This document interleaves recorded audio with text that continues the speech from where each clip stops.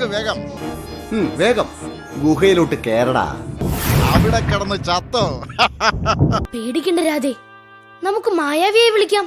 ഓം ഹ്രീം കുട്ടിച്ചാത്ത, ഓം ഹ്രീം കുട്ടിച്ചാത്ത. ഹായ് മായാവി, നിങ്ങളെ ആരാ ഇതിനകം തടസ്സത്? ആ വിക്രമനും കൂട്ടരും. അവർ ആനകളെ കൊന്ന് കൊമ്പെടുക്കാൻ കാട്ടിലെത്തിയിട്ടുണ്ട്.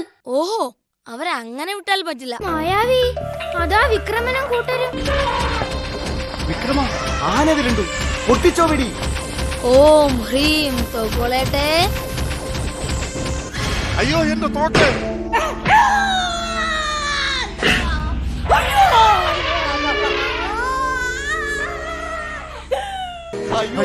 അയ്യോ ആന, ഓടിക്കോ.